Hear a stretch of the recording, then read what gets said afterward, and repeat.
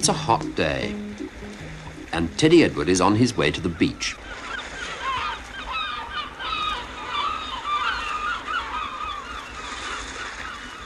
The beach looks empty. I know, thinks Teddy Edward. I'll go and have a quiet look at the waves. The pebbles feel hard under his toes, but he likes the sound the sea makes as it washes over them. He has to jump if the waves get too close.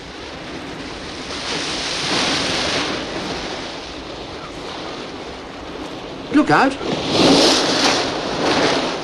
That one caught him. Never mind. My toes will soon dry in the sun, thinks Teddy Edward. And he walks off along the beach. Suddenly, he sees something. A starfish. A big one, too. But he's not quite sure about it. So he leaves it alone.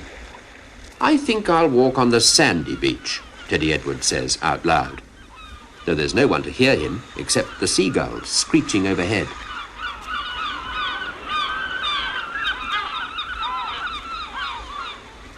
But while he watches them swirl in the sky, he feels a tickling on his toes. It's a crab, walking sideways.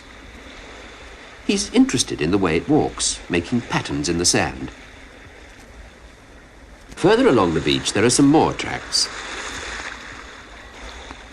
I know who made them, he thinks to himself. And there by a rock are Jasmine and Bushy, busy with a bucket and spade. Hi, says Teddy Edward. We thought you'd never come, says Jasmine. We are waiting to build a sandcastle.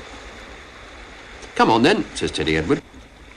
He and Jasmine start to dig, but as usual, Bushy mucks about and climbs in the bucket to watch. But as the castle gets bigger and bigger, Bushy gets so excited that he gets out of his bucket and tries to help. Bushy, why don't you put some sand in your bucket and turn it upside down on top of the castle, suggests Teddy Edward. And another, Bushy, says Jasmine. Don't stop, says Teddy Edward. It's growing.